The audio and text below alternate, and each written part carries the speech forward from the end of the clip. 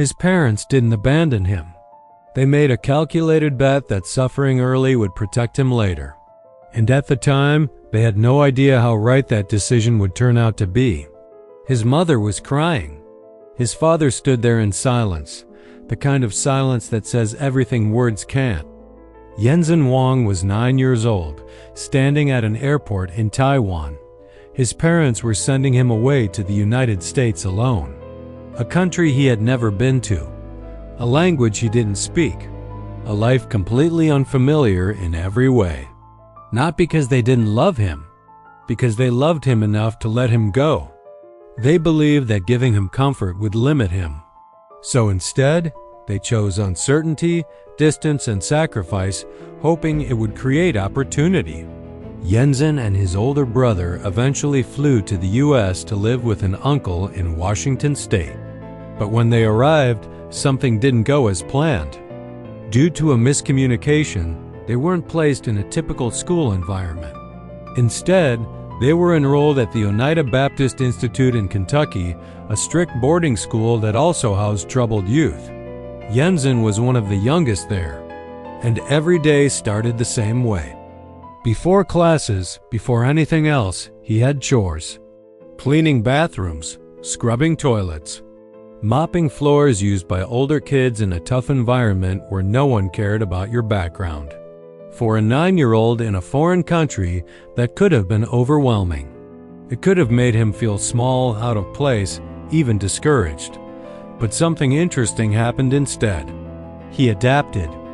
Years later, Jensen would reflect on those experiences not as something that held him back, but as something that shaped his mindset.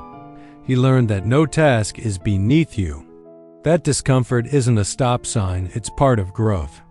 And without realizing it at the time, he was developing the resilience that would later define his career. Now fast forward to 1993. Jensen is 30 years old.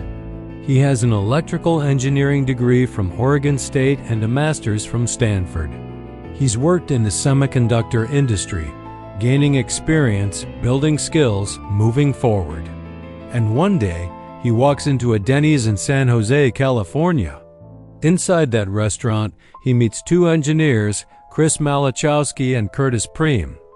Over a simple conversation, they begin discussing an idea that most of the industry wasn't taking seriously at the time: graphics computing as a specialized form of processing, not just for visuals, but for performance.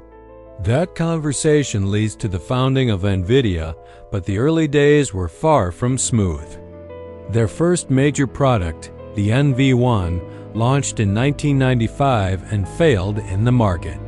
The industry had already moved toward a different standard, and NVIDIA's approach didn't align with it. Sales struggled, returns piled up, and the company found itself under severe financial pressure. At one point, Jensen has acknowledged they were very close to running out of money entirely. Imagine that situation: years of work, personal risk, and everything you've built coming down to just a few weeks of survival. That's the moment where most people reconsider everything. Not because they lack ambition, but because the reality becomes too uncertain to ignore. Jensen didn't stop. But more importantly, he didn't stubbornly repeat the same approach. NVIDIA studied the failure, adjusted its strategy, and rebuilt its architecture to align with industry standards.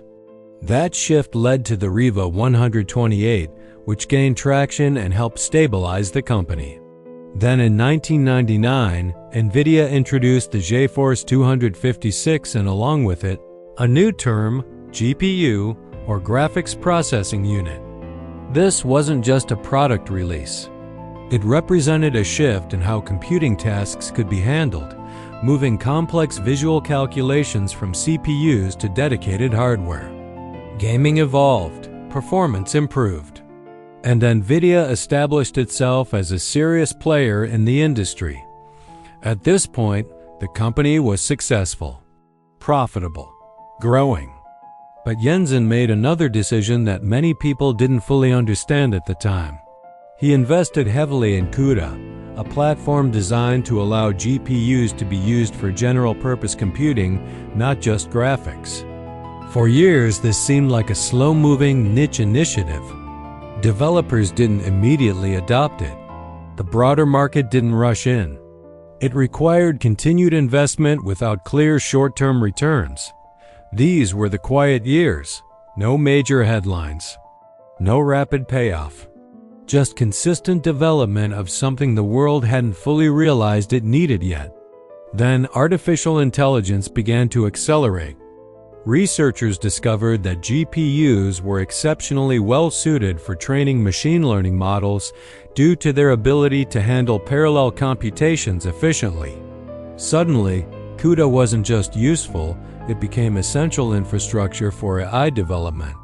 NVIDIA hadn't predicted AI perfectly. They had prepared for something adjacent and built capabilities that turned out to be critical when the timing aligned. Today, NVIDIA stands at the center of the AI revolution, powering data centers, research systems, and modern computing infrastructure. The company's growth has been significant, and Jensen Huang is now among the most influential figures in technology. But the deeper lesson isn't about scale or valuation. It's about the path. This story includes failure, uncertainty, long periods of waiting, and decisions that didn't pay off immediately. It also includes adaptation, persistence, and the ability to continue building when outcomes aren't guaranteed. Jensen's journey shows that success isn't always about finding the perfect opportunity. It's about building the capacity to recognize one and being prepared when it arrives. So the question isn't whether you can avoid difficulty. You can. The real question is whether you can keep moving forward when progress is unclear, results are slow, and the outcome is still unknown. Because sometimes, the advantage isn't being the fastest or the smartest. It's simply not quitting. During the years when nothing seems to be happening,